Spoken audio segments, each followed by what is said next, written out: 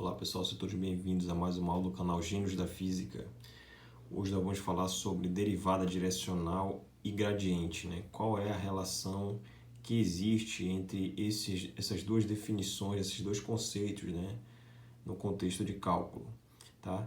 Então, nós vimos na aula anterior, né, que o gradiente de uma função ele está intimamente relacionado com o operador que nós chamamos de operador nabla, que é um operador, uma espécie de delta de cabeça para baixo, e esse operador é um operador diferencial em três direções.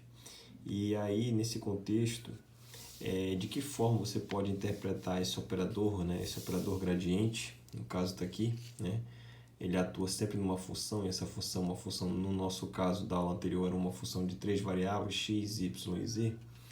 Então, como é que você pode associar esse tipo de ideia do gradiente com a derivada direcional, né? Que é uma derivada a priori numa direção qualquer, né? Do espaço, né? Tridimensional.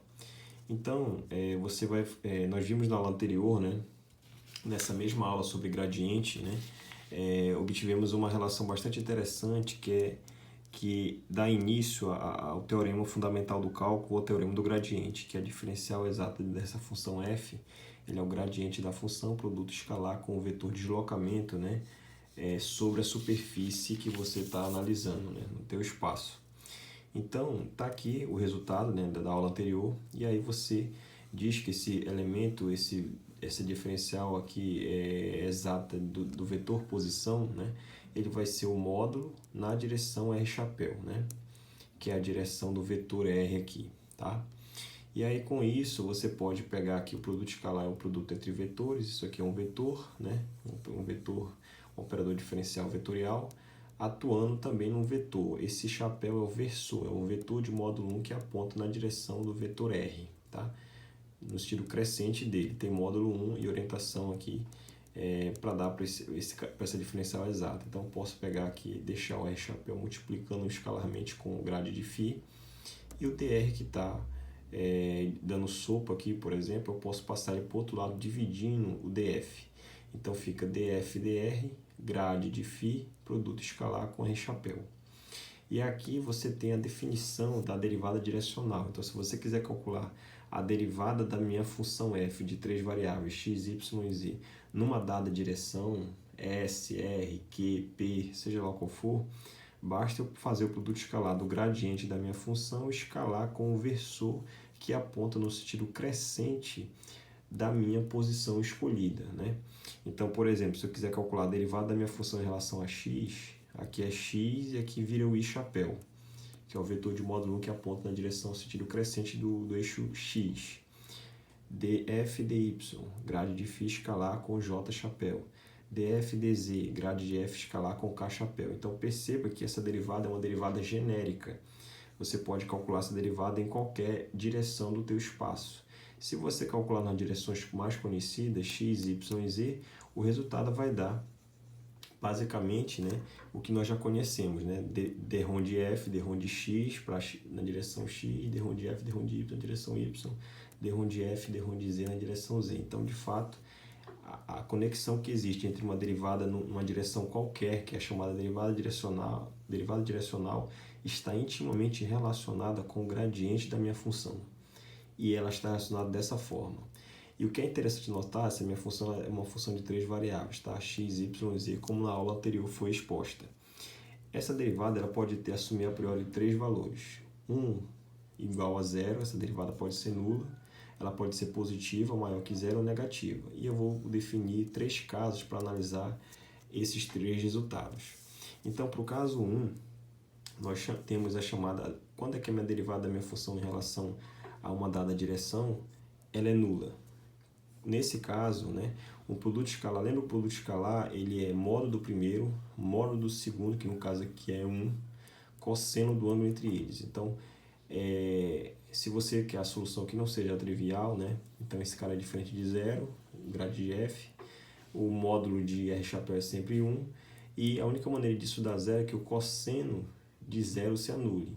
E quando é que o cosseno do ângulo se anula? Quando o ângulo é 90, com o ângulo θ, né? Então, você vai ter df dr, é o módulo do primeiro, módulo do segundo, cosseno do ângulo entre eles, entre esses dois aqui, tá? Então, perceba, esse cara aqui é 1, o grade de f é diferente de 0, o módulo, e o cosseno, se o θ for π sobre 2, o cosseno de 90 dá 0. Então, o que isso quer dizer? Quer dizer que o gradiente de f, que é um operador diferencial vetorial, ou seja, é um vetor, né? Ele é perpendicular à tua direção, à tua orientação da tua derivada direcional, tá? Então, se o grade de f é perpendicular à direção, à derivada direcional, a direção escolhida para você calcular essa derivada, no caso do teu chapéu, significa dizer que eles são perpendiculares. Se eles são perpendiculares aqui, ó, os dois, o ângulo é 90. Tá? Ângulo 90, eles são perpendiculares, logo o cosseno de 90 é 0, aí anula tudo. Isso é um caso em que essa minha função escolhida, né, se isso aqui, df dr é nulo, significa dizer que a minha função ela não depende nem de x, nem de y, nem de z, ou seja, é uma função que em relação a essas três variáveis, ela é uma função do tipo constante, né? Então, a derivada da função em relação a e igual a 0 significa dizer que a função é constante em relação à derivação calculada. Então, a minha função de três variáveis é uma função constante. Então, esse caso é um caso de chamados curvas de nível, né? Então, se você tem uma função, uma superfície, né, em três dimensões, né, e se ela é constante, então você pode definir o que nós chamamos de curva de níveis. E aí, a conclusão desse caso 1 é o seguinte, que é o gradiente de f, ele é sempre perpendicular às curvas de nível, né? Então, na física isso é interessante, se você tem, por exemplo, um campo puramente, se você tem um campo que aponta da esquerda para a direita, setas, por exemplo, igualmente espaçadas, de mesmo tamanho, todas elas apontando sempre com ângulo zero, da esquerda para a direita, tipo um campo entre placas paralelas. Se você tem um capacitor de placas paralelas, o campo entre o campo eletrostático entre essas placas é um campo uniforme, é um campo igualmente espaçado e paralelo entre si. Então, se você tem um campo apontando nessa direção e nesse sentido da caneta, né, aqui em azul e em preto, né, as linhas de campo eletrostático entre as placas, né, você tem duas placas aqui, né, você vai ter uma placa aqui do lado esquerdo, né, e uma placa do lado direito.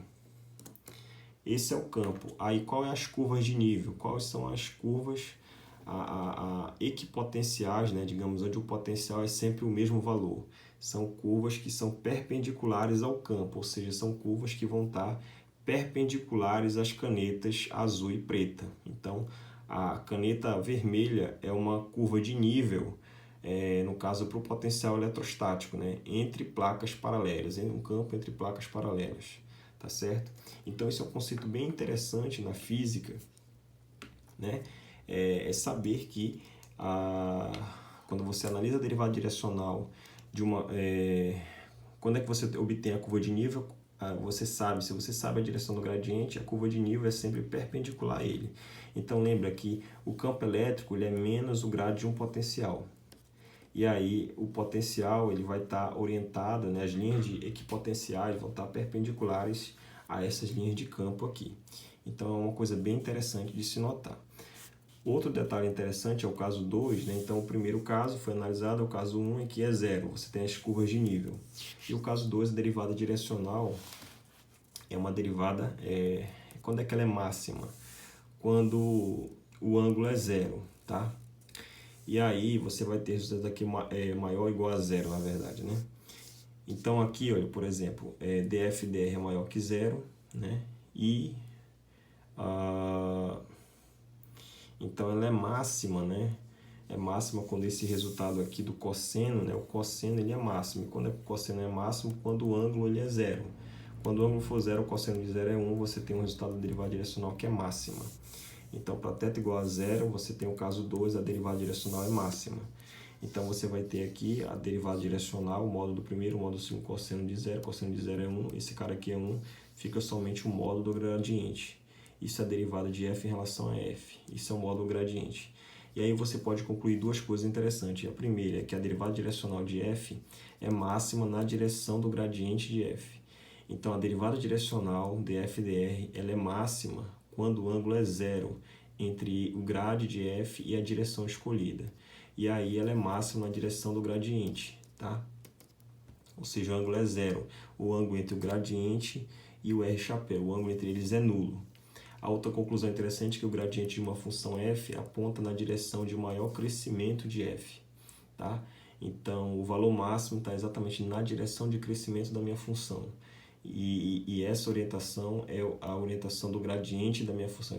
Então, o gradiente da minha função ele aponta sempre na direção de maior crescimento dela, tá? Isso é uma conclusão tirada aqui desse resultado do caso 2. E aí você pode, por exemplo, pegar o resultado 1, que é esse resultado aqui, e o resultado 2, que é esse que nós acabamos de obter, e dividir um pelo outro, tá? Então, dividindo 1 por 2, você vai pegar esse camarada, dividir por esse, e esse resultado divide por esse aqui. Então, quando você faz isso, né, aqui você vai obter essa razão, aqui vai dar o próprio dr, né? Se você consegue o primeiro e multiplica pelo inverso do segundo, dá o próprio dr. E aqui fica, você pode agrupar grade de f dividido pelo módulo grade de f aqui, e dr, escalar dr é dr r chapéu.